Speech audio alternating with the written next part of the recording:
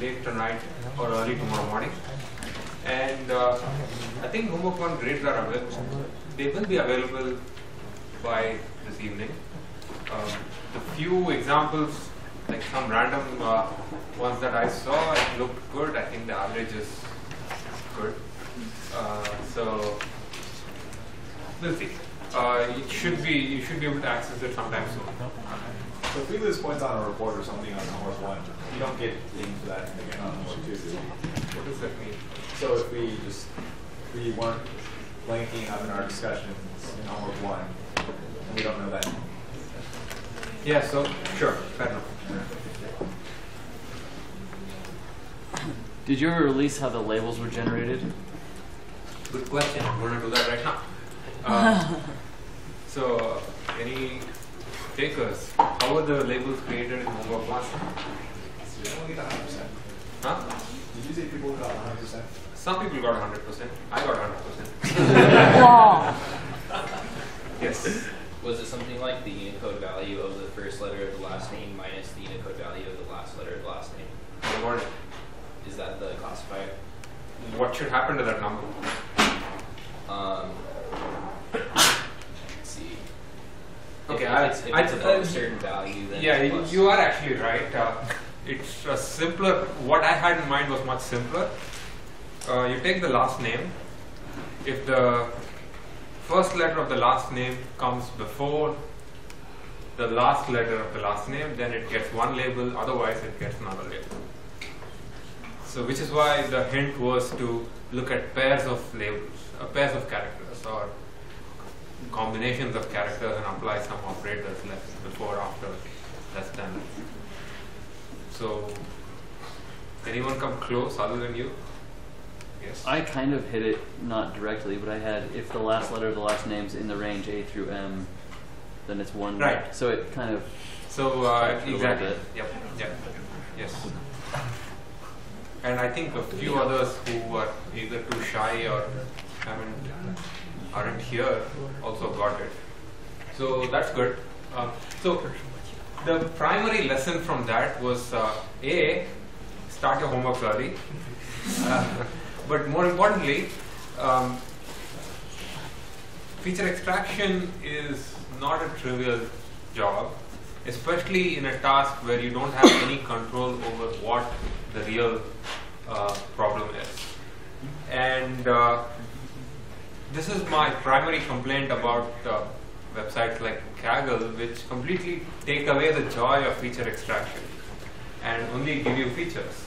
So if you want to apply anything that you learn here to some task that you care about, say you want to make the next self-driving car,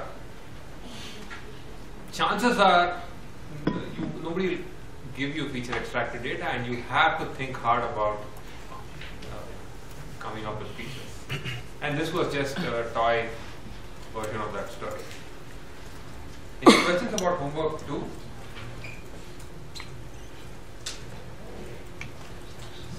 Can we announce changes to the homework? I think there was a discussion, but apparently there was 2 versions. One that didn't say that our question 2 should be integer, and then there was an updated version. Yes, there was an announcement. Wasn't there an announcement about the update? There was a discussion, not an announcement. But that was a discussion when But on people the discovered course that. website. Yeah. On Yeah. the course website. Well, we don't get notified. I mean, should we just keep checking the website? I see. Okay, you know what? I'll see if I can fix that. I'll see if I can somehow route the announcements from the course website to Canvas. And I will see, I mean, one of the TAs who are infinitely more capable of these things will play with RSS and such things. So There are so many bolds that it's sometimes hard to find what's the update. In the document, there are so many bold things that is usually the update is bolded, right? Which document? So when the homework is updated, When the homework is it's in updated, that there will bold be something added to the errata on the assignment page of the class website. So if you go to the assignments page, every homework has a PDF and then some errata with fixes. And okay, I'll see if I can get things routed to Canvas. But if not, until I say that I managed to accomplish this thing, maybe you can check the website. What was that update you mentioned? For question 2, I think the radius can only be integer. And those of you who solved it without assuming that the radius is an integer, good job. Assuming it's an integer makes the problem much easier. Other questions? So do we have to change it Change it. to so like we solve the without the Because it's a different problem, so yeah, you have to change it. okay. Yes. Other questions? There were some interesting discussions on the message board about the homework. One thing that I wanted to mention is many people had asked me, I'm not sure by email or in person, what should be written in the report for question 3. So especially there was some confusion about I'd asked for the number of updates and the number of and accuracy on the test set. And what I mean is number of updates that the algorithm makes during training in every setting and the corresponding accuracy on the test set. If you're feeling particularly enthusiastic, you might want to play games like trying to restrict the number of training examples, like at least one person has done, and for your own entertainment. Any other questions? Yes. The weight vector is initialized. Yeah, I can't. The weight vector is initialized randomly, so every time we run, we get different numbers. Oh yeah, that's a good point. Actually, many people have asked that question. So if the weight vector is initialized randomly, every time you run it, you will get a different weight vector. You could get a different weight vector at the end. Would the performance change significantly, accuracy-wise? Even otherwise, do you think the performance will, or if you run it multiple times, do you observe that the performance changes drastically? If we are doing only one pass, then the performance is definitely changed. Okay, what about the 5 passes? I have to check for that. Okay, it should not change. So, and please don't put the weight vector in your document. I don't want to see it. I only want to see the accuracy. And since that's not going to change much, it's okay. And if you're feeling, again, if you feel the need for entertainment, you could run it a few times and report average performance. So you mean it's okay to only run training once instead of multiple times? No. What I mean is every setting, Yeah. you choose a random weight vector, run it once all the way to completion according to however it's described, test it, get an accuracy. Repeat this procedure, say 10 times. So you get 10 accuracies and you can report the mean and the standard deviation. The standard deviation should not be very high here. Or will not be very high.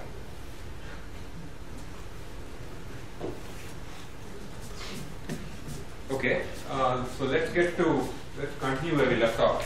In the last class, we saw the Winnow algorithm. And just to remind you, this is the one. It's a multiplicative update algorithm where you're given an example. So you initialize a weight vector with all ones. You have a threshold, which is the number of the dimensionality. And given an example, you check for a mistake exactly the same way we've been doing all this while. And if there is a mistake, on a positive example, you promote all the relevant features by multiplying those weights by 2. And if there's a mistake on a negative example, you demote all the relevant features. Basically, you blame them and you bring them down. And the way you do that is you divide every relevant feature by 2. So this is a rather simple algorithm. And to contrast this with the perceptron, perceptron is an additive update algorithm, and the Winnow is a multiplicative update algorithm. And we also saw the mistake bound, and we worked through the proof, but I'm only going to state the theorem, at least for the case of k-disjunction. This is what we proved, but in general this is qualitatively true. If we work in the regime of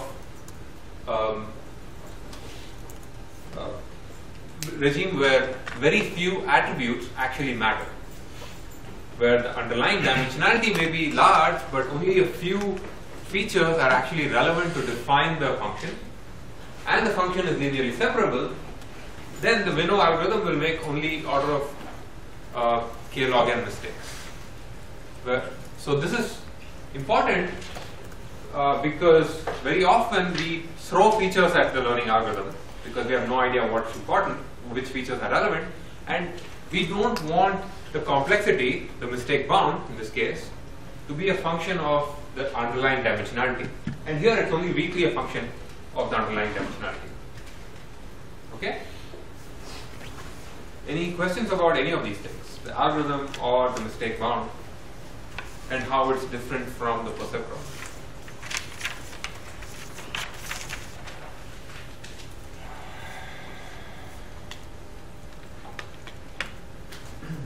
Okay, so what I presented here is the Winnow algorithm. This is the simplest version of the algorithm, and I'm not going to. I thought I'll present many different variations, but now I'm thinking probably I'll ask that in the homework, or maybe even better than the exam. Instead, I'm going to talk about one variant, which is actually rather important. And to get to that, let's think about what can the weight vector that Winnow produces, what can it represent?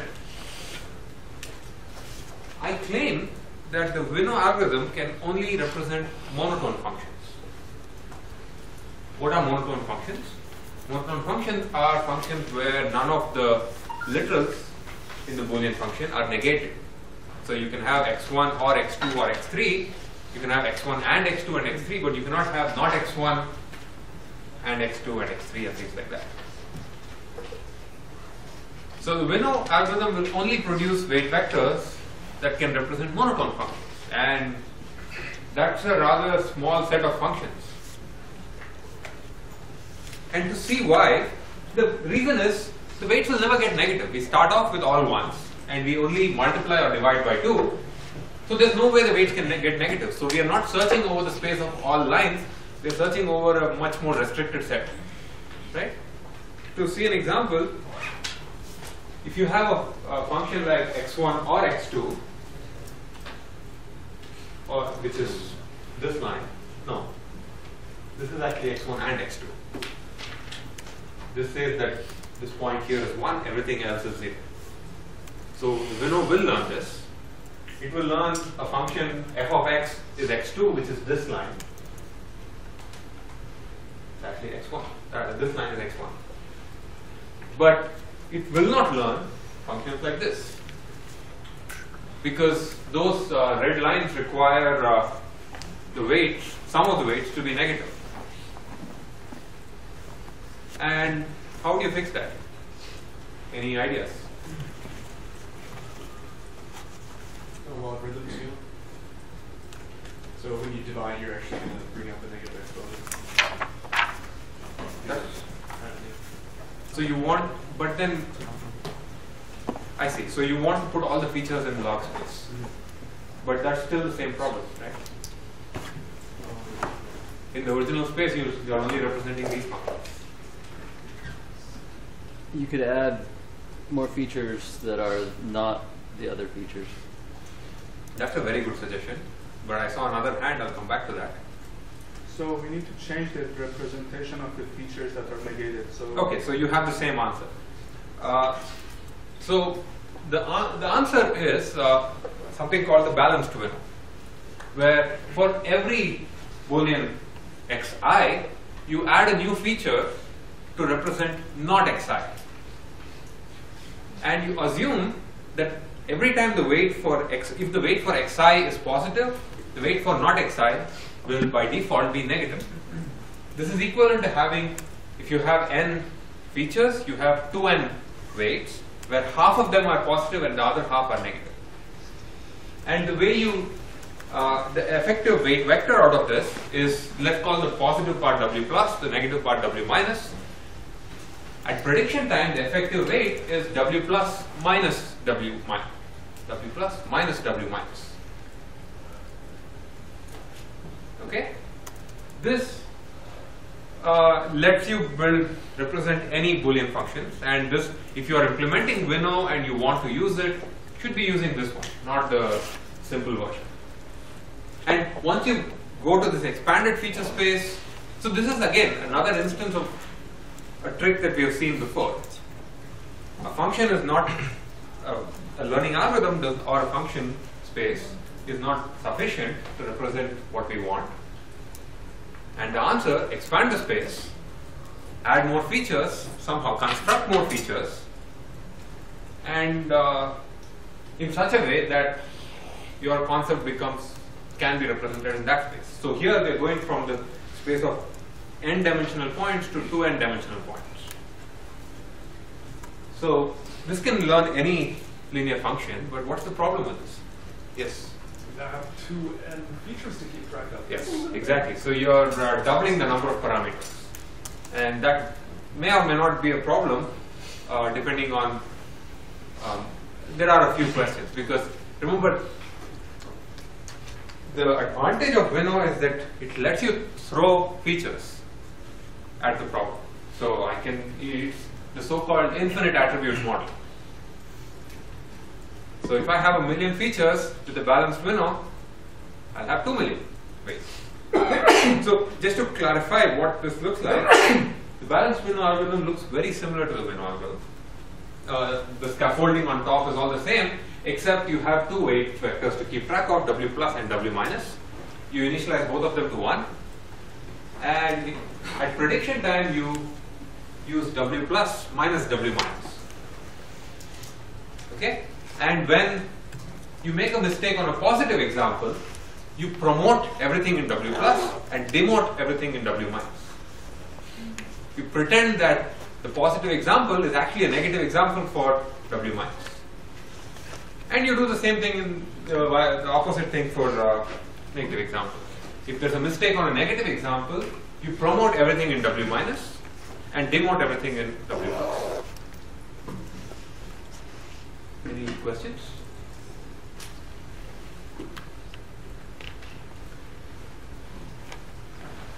So are there any restrictions on the weight of the sums of W plus and W minus for any single weight?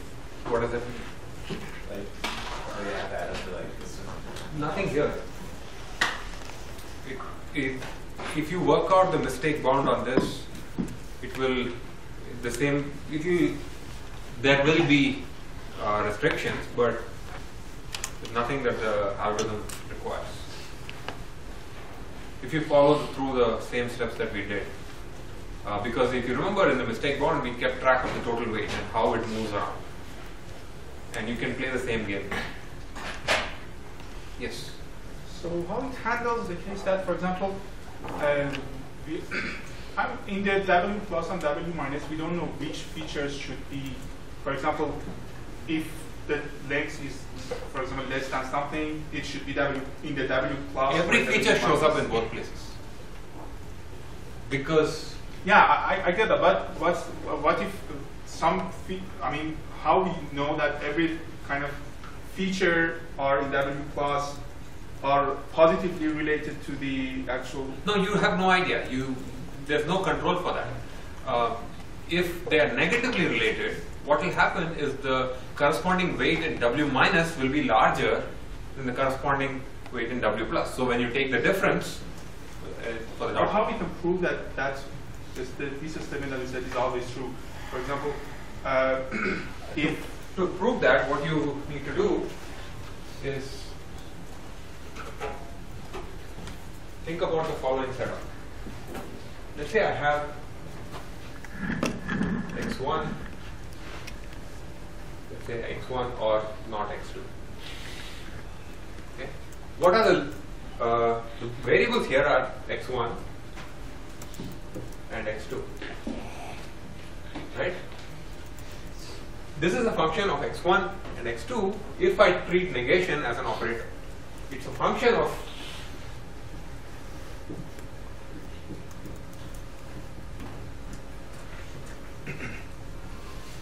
four things if I treat this entire thing as a single unit. And as a function of these four things, it's monotone. It's this or this, or this or this.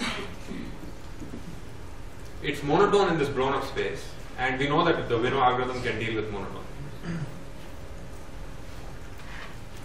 It just so happens that the value of this and the value of this will always be opposite. It just so happens. And that's how you can this example can be expanded and formalized. Yes. Most likely true. Which one?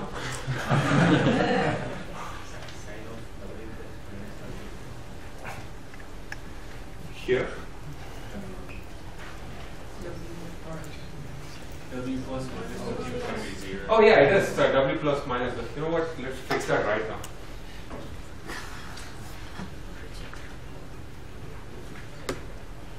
You're right. Wow, you can actually see the minus from there. Yeah, there's no typo. Yes. Are W plus and W minus are related in any way? No, they don't have to be. They just happen to be associated. Every element in both the vectors is associated with. I mean, W plus I and W minus I are associated with the same xi. That's it. Yeah, but it's not like that. They're complement of. No, they're not, because you do different things when you update, right? So they will end up being different. So when we just change the features to become 4 features, how you rewrite the function? Yeah, so we need to change the target function changes. So how we can say that it is always possible that to write a new function that will be corresponding to the. Let's say this is f of x1, x2. Yeah. I'm going to call this whole thing z1 and this thing z2. Now f of x1, x2.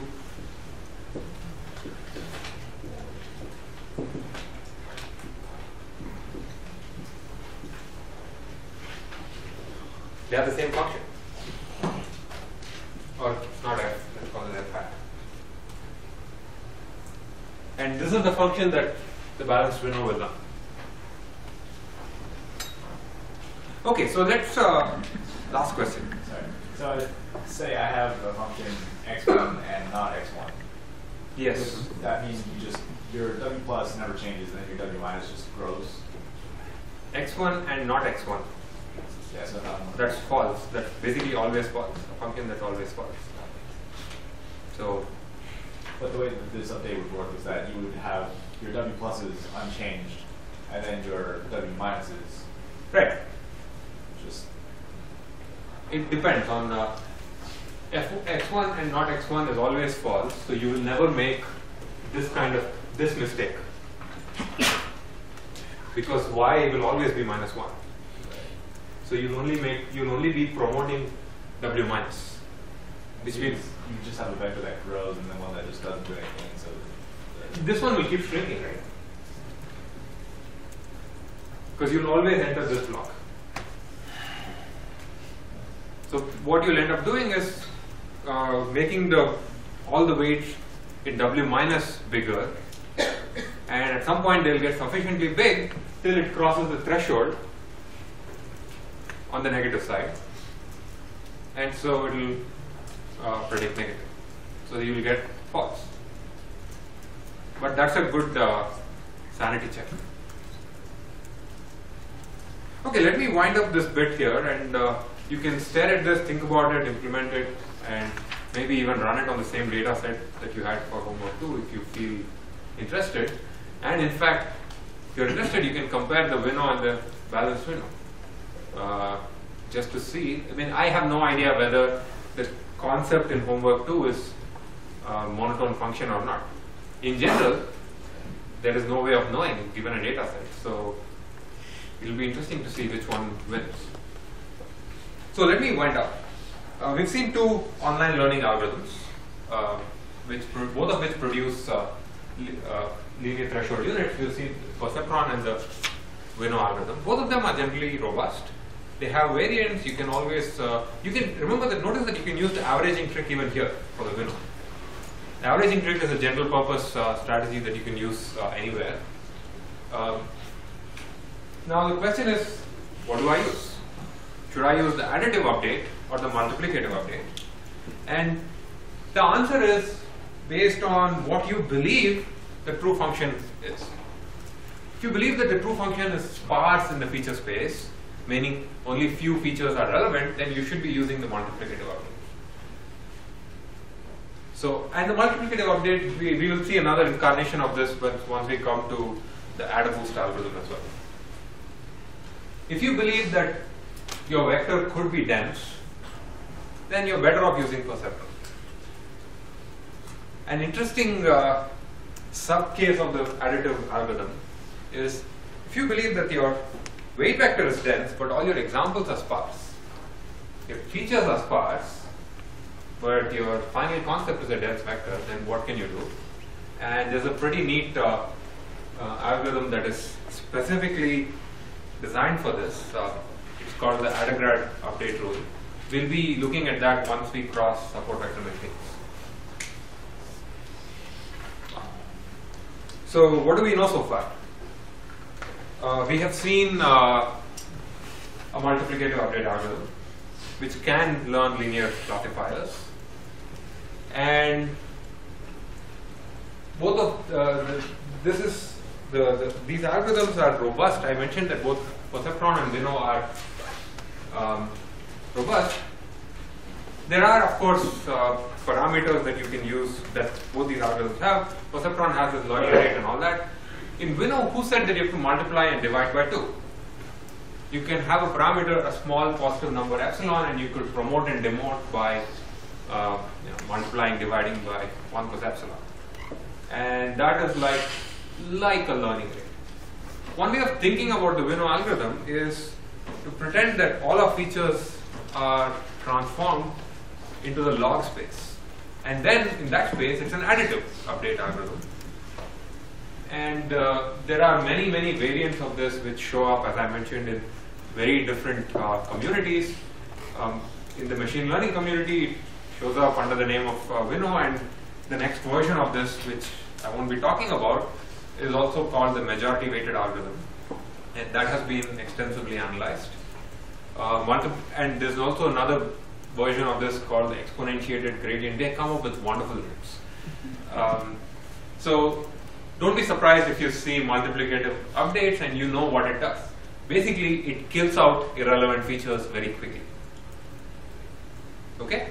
So any questions about Winnow or multiplicative updates?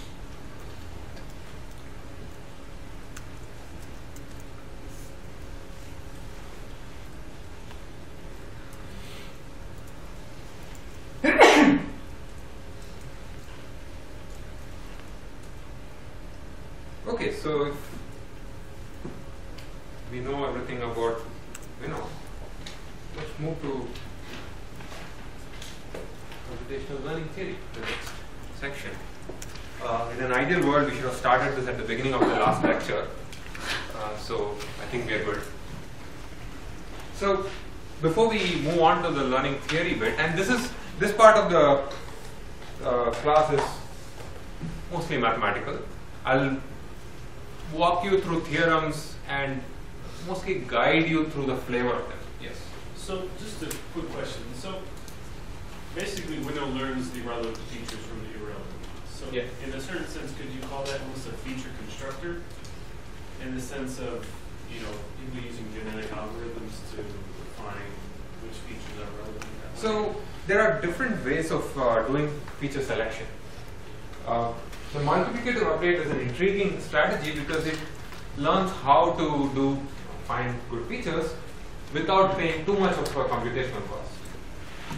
This is not the only way of doing things. In fact, at least these days, the more popular way of doing exactly that is through something called regularization, which adds a penalty explicitly on picking too many features.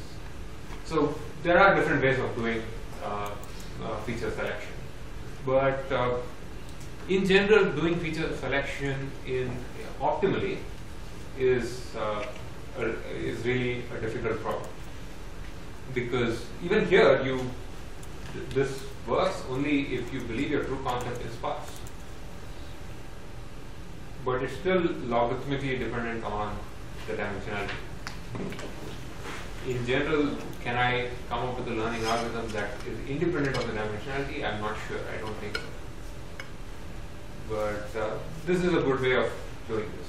In fact, there's another variant of the Winnow algorithm which says if the weight in the simple Winnow, for example, if the weight goes below, say, 2 power minus 10, you explicitly set it to 0. And then once you set it to 0, no amount of that multiplication can ever bring it back. So that will really quickly converge to sparse features, but that has some other problems.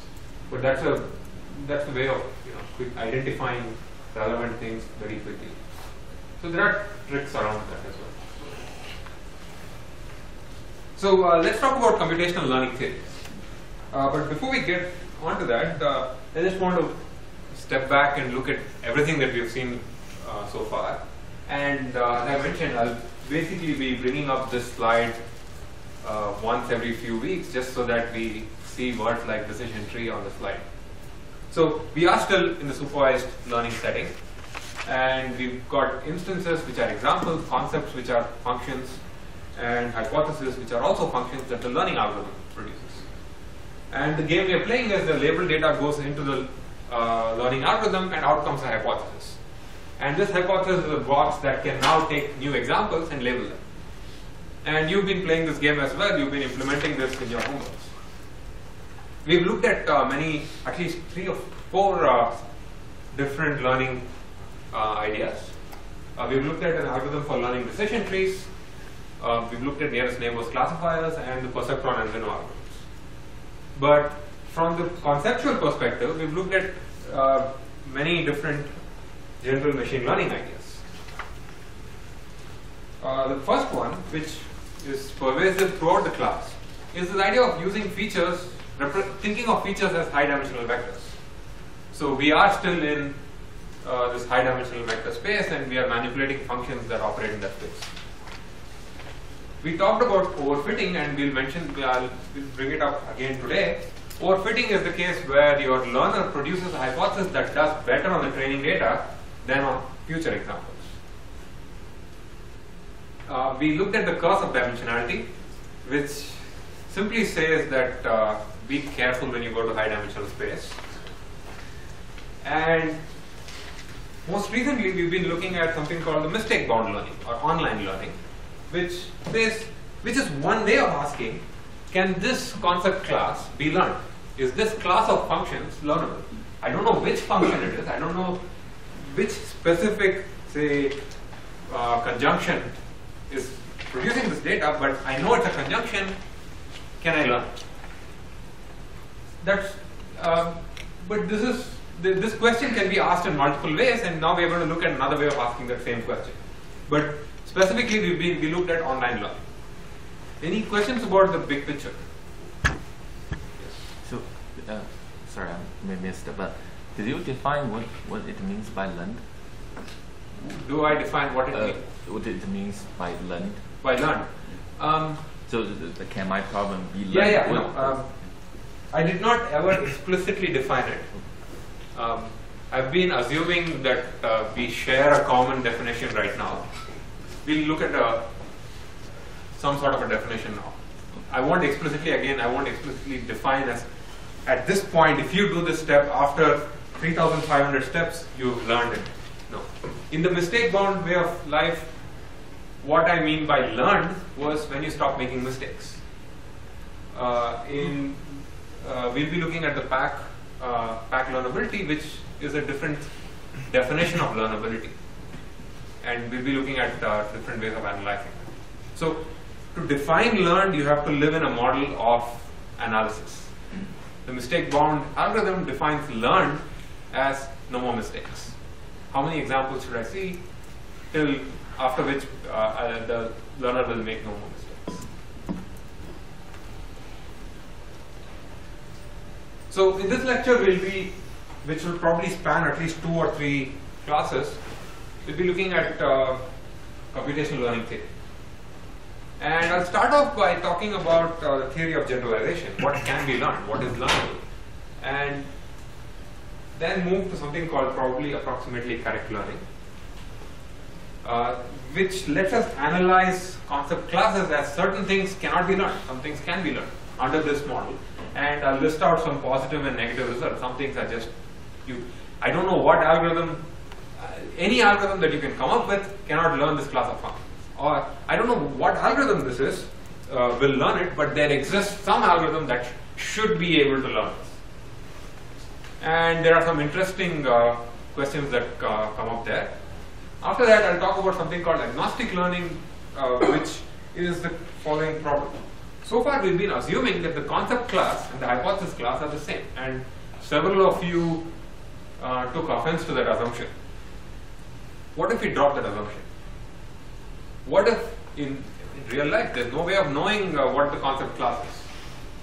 So what if I make an assumption about the hypothesis class and try to learn what can be learned and what cannot be learned in that regime? And finally, some of the coolest part of this, at least in my opinion, the coolest part of this entire semester's class is this idea of shattering and VC dimension, which talks about how do you quantify the size of a concept class if it's an infinite set? And can I use that size to define learnability? But this will probably be 2 or 3 lectures from now. Let's start off with the first, the theory of visualization. So the question that lies at the heart of computational learning theory is the following. We want to analyze the idea of learning. And like any good theory person, what we want to do is to ask, are there any general laws that govern learning? Can we come up with certain conditions, criteria that govern learning? More concretely, we want theory that can relate these 5 or 6 things: the probability of successful learning, the number of examples, the complexity of the hypothesis space, how many functions there are. And you've been, in your homework as well, you've been counting hypothesis spaces. And what we did not look at now is this one. How accurate is your target function, is your hypothesis with respect to the target function? And and the other thing that concerns this theory is how are examples presented to the learning algorithm? In the online setting, the examples are presented one at a time. What if we don't care? Or what if the examples are all given to the learning algorithm at once, and the learning algorithm does whatever it wants? So to think about these questions, let's get back to an example that we saw, about say a couple of weeks back, which was about learning conjunctions.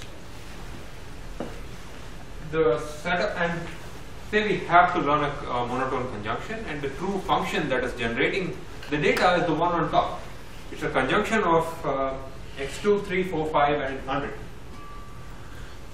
And nature gives you a training set, these 8 or 9 examples, and labels each one of them. And for now, let's say that we know that the target function is a conjunction, and we want to learn it. Any reasonable algorithm here using this training data will produce a hypothesis that will also include x1. And we've seen this example before. The reason it produces x1 is because whenever the output is 1, x1 is also present. So there's no way of knowing from this training set whether x1 is in the true concept or not. That x1 is not in the true concept, in fact. So with this data set, we've not learned the true function. The true function is f, we've learned h, which is different. We only learned an approximation. And the question is, how good is this approximation? Is it good at all? How often will this approximation make a mistake? To answer this question, there are at least two dominant, or this is in this toy case, but in general, to answer the question of how good is your learned hypothesis, there are two dominant models for studying learning. One of them is to analyze the probabilistic story. You never saw, suppose you never saw, or in this case actually, suppose you always see x1 with positive examples in the training set, and the training set is large. So maybe in the future this will happen. Maybe in the future you'll always see x1 with all positive examples, so things are okay. In other words, the number of times the test set will, or future examples will differ significantly from training examples is small, and so the hypothesis that the learning algorithm produces is good enough, and we'll quantify what good enough means. This style of reasoning is the PAC analysis, probably approximately correct analysis. Another model for studying learning is the online model, or the mistake-driven model, which we have already seen. Under this model, the examples are presented one at a time. The hypothesis is updated every time you make a mistake, and the notion of good enough is defined by asking how many mistakes you make, rather than how often will it be incorrect in the future. So these two models are really asking this question of, have we defined learning in two different ways. In one case, something is said to be learned if it produces a hypothesis that is most likely not bad in the future. That's the PAC model, or it's also called the batch model. And in the online model, the story is to bound the number of mistakes that the learning algorithm will make. And there are actually rather easy ways of moving from one to the other. So if we can analyze in the online batch setting, we can probably move to the online. If we have a mistake-bound algorithm, we can convert it to a batch algorithm. And for example, by iterating over the data set multiple times, doing things like averaging and such things. So we had a mistake-bound algorithm which was perceptron, the simple vanilla perceptron, and then you convert it to a batch algorithm just by going over the data multiple times. And if you do averaging, it turns out you start getting guarantees under the PAC framework. I'm jumping ahead, so let's start from scratch. Just to remind you, the mistake-bound model, it's another theoretical approach, and it says how many mistakes will the learning algorithm make. And if you can put a bound on it, life is good. But it never asks how many examples do you need to see before it stops making mistakes. It's possible that the mistake bound is, say, only 10. But to get to that mistake bound of 10, you need to see 1,000,000 examples. Is that good enough? Maybe, maybe not. So the reason it's hard to say anything like this about the mistake-bound model is because there is no assumption about the distribution of the data. We have no way of knowing, or no assumption that tells us what the future will look like. And that's the big change when we come to the PAC one. Any questions about, and feel free to interrupt, and if you feel something is indiscriminately wrong, just shout out. In the PAC style of analysis, the question is not about mistakes. The question is, how well will we do on future examples? So you're given a training set, you run your learning algorithm, you produce a hypothesis, then you take that hypothesis, let it loose, and the pack analysis will give you guarantees that say, in the future, with high probability, you won't make mistakes. So let's look at let's formalize this setup. And I'll be going over variants of this many times just to remind you of these words. The instance space is a set of all examples. The X, we've been calling it X all this while. The concept space C is a set of all functions from which the true function is chosen. And it's just a set of functions. It could be conjunctions, all linear threshold units, and so on. The hypothesis space is a set of all functions that the learning algorithm will explore. In general, they may not be the same. For now, let's assume they are. In the batch setting, there is a training set. We'll call it S. S is a set of instances. S is a subset of X, a finite subset of X. And each element of S has been labeled according to the function, according to the true target function F. That gives us your training set. So your training set looks like X1, F of X1, X2, F of X2, and so on. And it shouldn't have been Xn. It need not have, the dimensionality does not have to be the size of the training data. In general, I'll use M for the size of the training data. What we want is to find a hypothesis using this training set such that the hypothesis agrees with F. And now here's a question for you. Do we want a hypothesis H that agrees with F on the entire training set? Or do we want it to agree on the entire set S, on the entire set X? X. So it doesn't matter if you get perfect training accuracy, because I can get perfect training accuracy just by putting everything into a table. So the assumption pack, so what we need is really some way of relating the training set S to the whole set of examples X, the instance space. In the online model, there is no assumption, right? There is no notion that X and S are related in any way. To say anything about performance on the true instance space, we need some connection between the training set and the two true instances. And pack learning makes the following assumption, and this is important. Training examples are generated according to some fixed, possibly unknown distribution D on the instance space. There's a probability distribution over the instance space, and the training examples are drawn according to this distribution. At test time, your test examples are also drawn from the same distribution.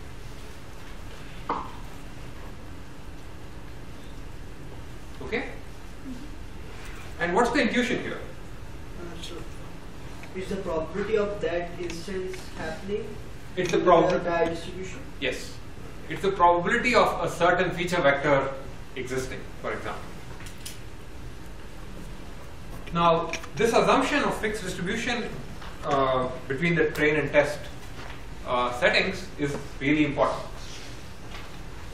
It is this assumption that gives us any hope that we can possibly generalize, because that's the only connection that we are placing between training examples and the test examples.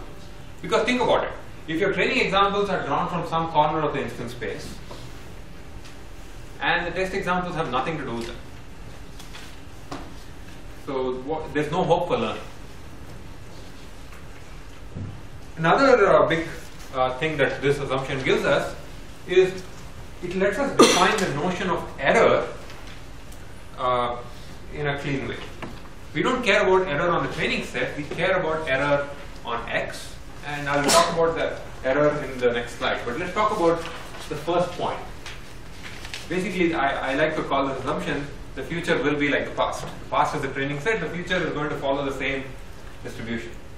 And if you know that, then you can kind of basically just use what you did in the past to make some predictions in the future. And this is the kind of reasoning that we used to, in the conjunctions example that we saw, we had x1 that showed up in every positive example in the training set. If the future is going to be like the past, x1 will show up in every positive example of the test set as well, or most likely will. If you use any of these inequalities involving probabilities, most likely they will. Okay? So that's the big assumption that we are making with pack learning. So the other thing that this distribution assumption gives us is this notion of error, a well-defined notion of error. The error of a hypothesis, so given some distribution over the example T, the error of a hypothesis H is defined as the probability that H and F disagree. And this probability is according to the distribution over the examples. So just to draw this, suppose you have an instance space X, and let's say this is the set of all examples. And let's say this blue circle represents all the points in this space that are labeled as positive according to the target function. What we have is some sample from this space, that's the training set, and we'll use it to learn a hypothesis which will label all these points as positive. The distribution D is the distribution over this space. And I define the error as basically the area of the two regions that these two functions disagree, but not the area, because every point is weighted by the probability that it occurs according to that distribution. Questions? You guys have been awfully quiet, so I'm going to wait till there are questions. Otherwise, I'm going to start taking. Yes? What does it mean by distribution? So we are taking set of examples. So let's take the simple case of a finite sample space. Let's say you have Boolean functions on two inputs, x1 and x2. So you have 0, 0, 0, 1, 1, 0, 1, 1. D would be the probability of a certain xi, x1, x2 occurring. So let's say 0, 0 never occurs in your, the probability of seeing 0, 0 is, let's say it is 0. Then you don't care about measuring error on that point. Let's say it's very, very tiny. Then you only care about measuring error on that point to the extent to which it occurs. So every point, in some sense, in this you can think of this as a weighted sum. That's in the finite space. In the infinite space, it becomes an integral.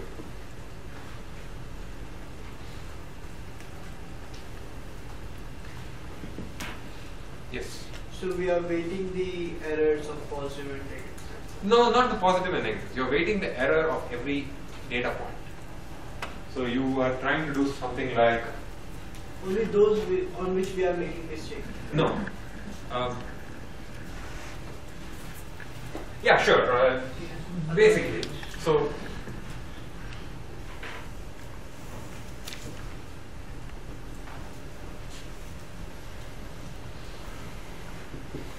if let's say that the space X is finite, then you get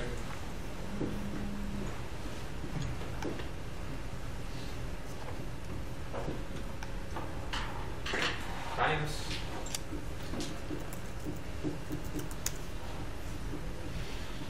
this is an indicator that's 0 if this is just an indicator for the error. So if an example does not ever occur, then you don't care about making an error on it, and you want to be right on the most frequent cases.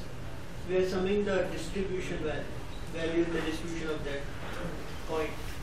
So there is a x vector, so Yes. it has a value in the Yes. distribution, and we are summing those things. Yes, the probability distribution D is over the instance space. Yes. D is a probability distribution over examples. Yeah. Yes. And we are summing those probabilities. Yes. How does it count as error? Because if, let's say this was uniform. This is the definition of error, by the way. This is just the definition of error. If this was uniform, then this is just the number of count of Yes. times. Yes. If this is not uniform, you want frequent points to account for more. You want the points in the instance space that are more frequent to have a higher weightage, because you don't want to be wrong on those. You don't mind being wrong on those points which are really rare. And this is a natural definition of error. This is a natural definition of generalization, and this is a definition that we'll be using throughout. But there may be rare points if they are like with probability less, and we really do not need to misclassify those points. That can. You don't need to, but if you have to choose between misclassifying those or the frequent ones, you would rather misclassify them. But like in medical applications, the probability of lesser are actually Right. Then you have to Then you have to weight these things. This doesn't have to be 0, 1. This could be, if this is 1 and this is minus, then you pay a You have additional. to play around with this function. Yes. Then it becomes that quantity becomes it's called risk. Yes. And in fact, there are learning algorithms which try to minimize risk. Other questions? What is x tilde d? Oh, that's x. That's x drawn from D. Yes. I couldn't get the typography right. So x is drawn according to the distribution D over the instance space. What is the plus BE in the target concept? Positive. Yeah.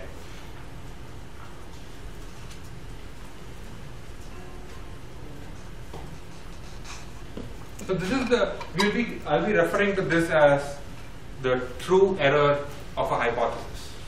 True error because there's no way of measuring it because we don't know the distribution. Remember that this idea of a distribution over an instance spaces is just we're making this assumption. There is a fixed but unknown distribution over over the instance space. How do you decide a distribution on an infinite set of numbers? Why can't you? You don't know the range. Well, you know the range. You know that it's an n-dimensional point. So you know all the values it can have. Yeah, it can be in Rn, for example, and I can have a probability distribution over Rn. So, yeah. Yes. So this is a closed world assumption. So Why? Even though it's open world, because I mean we say okay, we know that we don't have all of the examples from our instance space, but we're closing that off because our training set we're assuming that that's the actual distribution of the No, this is that's an excellent point. In fact, that's the next slide. So, I want you to contrast this against something called the empirical error. The empirical error is the error on the training set. How do you know the distribution if it is online learning? First of all, this is not online learning. Online learning is this is batch learning, where first of all, we never know the distribution because we have no idea of where examples are generated. Second, in online learning, we don't care about the distribution. Online learning makes no such assumptions. It doesn't care.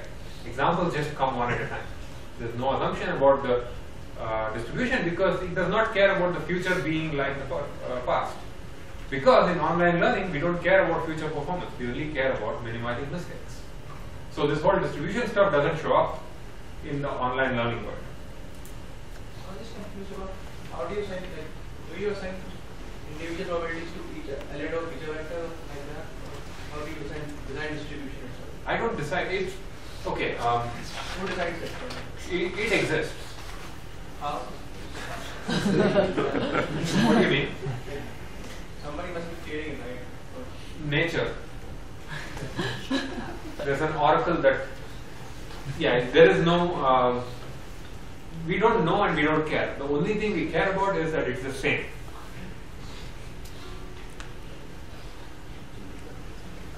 So, the big point that I wanted to make was the answer to your question. The true error, which I called error D of a function, of a hypothesis H, is that integral over the entire instance space. The empirical error is simply the number of times you make a mistake on the training set, or the fraction of training examples that this hypothesis makes a mistake on. Okay? And these two are different. We can measure the empirical error because we can just run over the training set and see how many times we make a mistake. There's no way we can measure the true error because we have no idea what the distribution is. And in a very hand-wavy way, the loose thing that we are trying to do is, if I can measure the true error and I make some assumptions, that if I can measure the empirical error and I make some assumptions, the true error will not be too far. And so we'll be talking about probabilities over this probability of error. And already we can, using this language of true error and empirical error, we can talk about overfitting. Overfitting happens when the empirical error is substantially, and this is a very vague definition, but is substantially less than the true error. What that means is your learning algorithm produces a hypothesis which is really good on the training set, but in the real world it's terrible. And it's trivial to produce training error 0.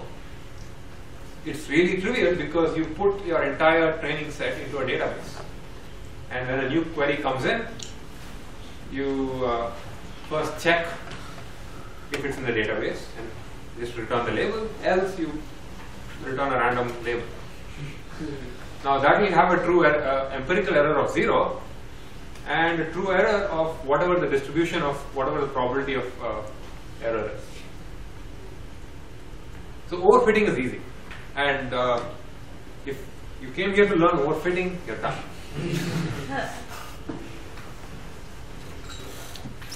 So given these definitions of error, what we want is to do batch learning. In batch learning, what we want is to come up with learning algorithms that avoid overfitting.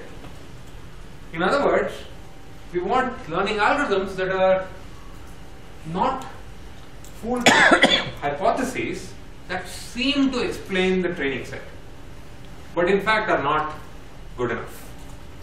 So we want to devise learning algorithms that can do that. That's really the goal of learning.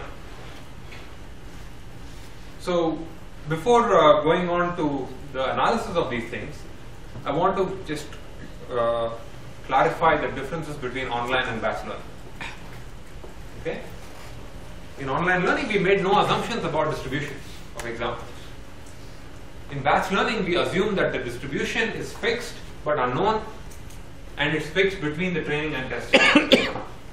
This distribution is a distribution of examples. In online learning, the general learning paradigm is the following. Your learning algorithm gets an example, makes a prediction. If the prediction is wrong, maybe updates it. And really the only thing that's left to fill in this template is what is a prediction and what's an update, and what's a hypothesis, of course. In batch learning, there is no such standard template. The learning algorithm gets training examples that are IID drawn, independently and identically distributed according to D, the distribution. Meaning every example is sampled independently. So example 1 has no bearing on what example 2 could be, other than the fact that they both come from the same distribution. And this training set is used to produce a hypothesis. What the learning algorithm does inside that, with that training set, there's no such template or constraint for what can happen. In online learning, the goal is working with this template. The goal is to bound the number of mistakes, and we have seen a couple of mistake-bound algorithms. The batch learning goal is, I think, slightly more lofty.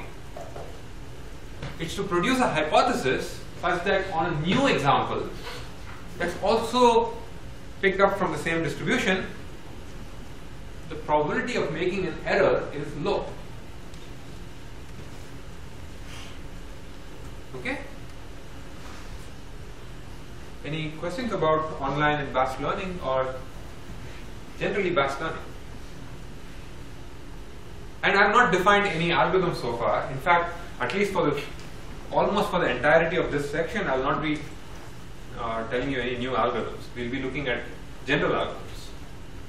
So I guess with the first 2 points on the batch learning, is that sort of like saying basically that you need your training examples to be given by a single oracle? If you have multiple oracles that might be sampling different parts, like if you imagine you have an instance space, you have some distribution, but then within that maybe you have multiple oracles that sample the distribution. As long as your test examples are also drawn by the multiple oracles, that's okay.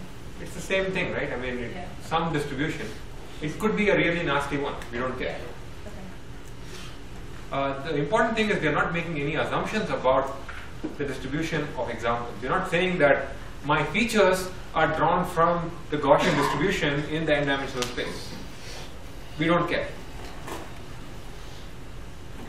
I'm just curious to know, I just want to know, like, which algorithms actually perform well with online learning and which perform well with batch? Most algorithms that we end up using in practice are batch.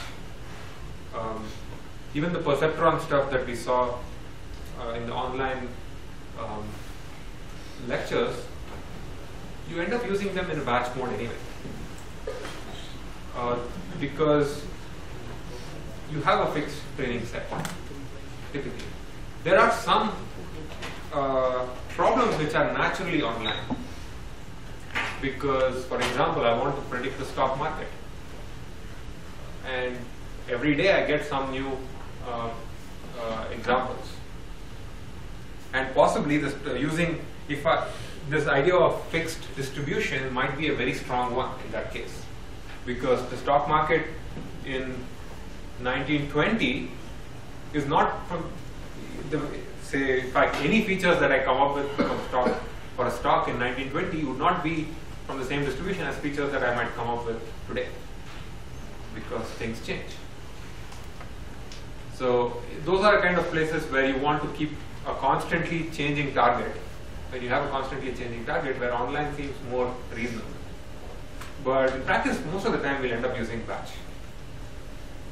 Is there a hybrid where you might collect a small pool of things to look at and then throw that out and then collect a new small pool?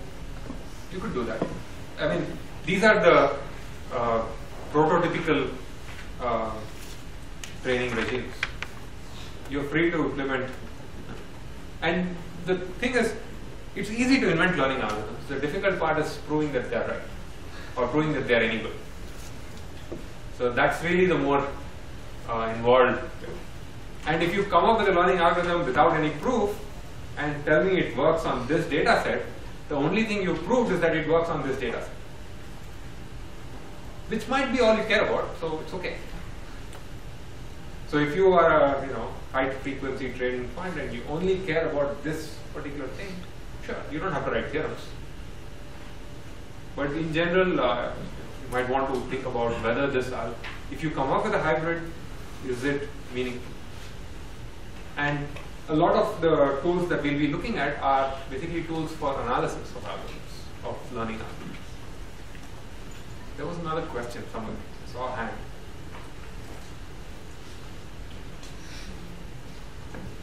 Okay, maybe not.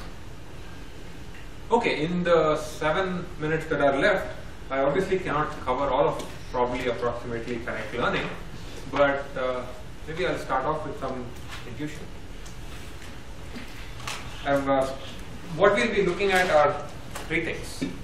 First, I just want to give you an example of the kind of analysis that we'll be doing on learning algorithms by taking a simple, a rather trivial one-line or two-lines learning algorithm and analyzing it and proving that it's correct. And that's just to show how this process of analysis might go about. And then we'll look at the formal definition of probably approximately correct learning. And you may have heard of something called Occam's razor.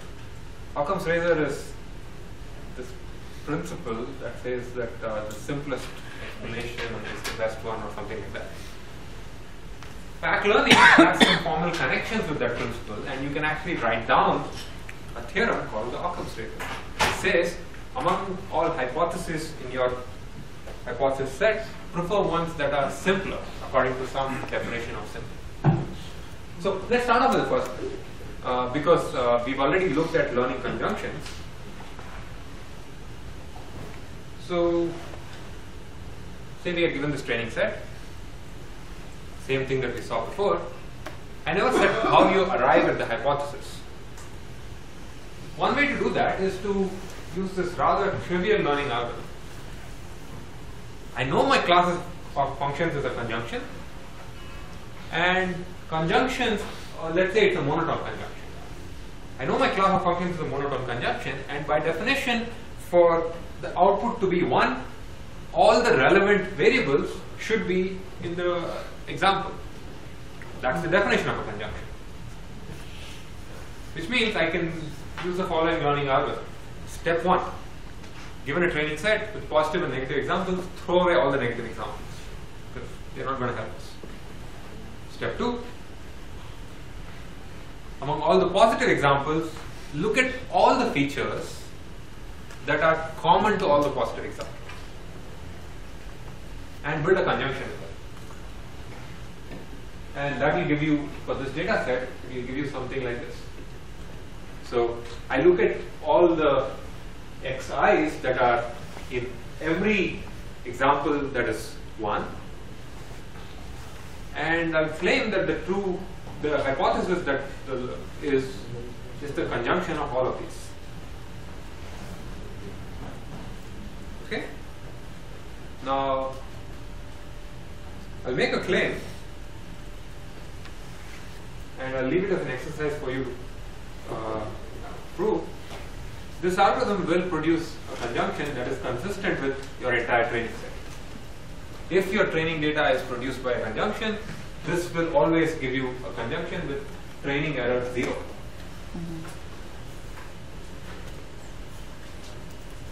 Why?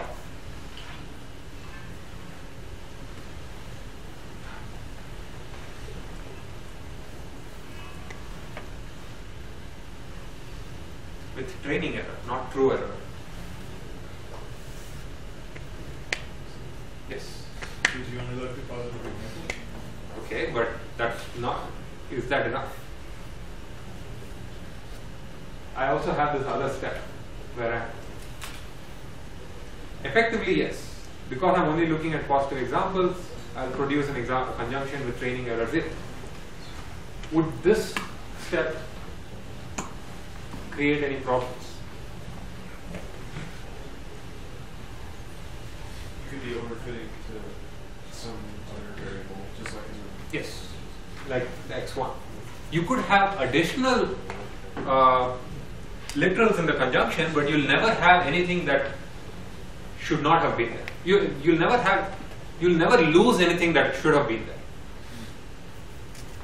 because you're taking the intersection of all the relevant features. Okay? So this is a rather simple algorithm. It's a batch algorithm, by the way. Notice that it's a batch algorithm. It does not look at, it doesn't care about the order of examples. It just takes the entire data set and does some analysis, and does some processing of it and produces an output. So let's, I don't think I'll get to the end of analysis, so I'm going to just state and maybe vaguely prove one claim. If I produce a hypothesis, if this algorithm produces a hypothesis, it can only make mistakes on one class of examples. Only on future examples that the proof function would have labeled positive. Why? So if the true function is a conjunction of x, 2, 3, 5, 4, 5, and 100, and the hypothesis is the same thing and x1, someone who's not answered before.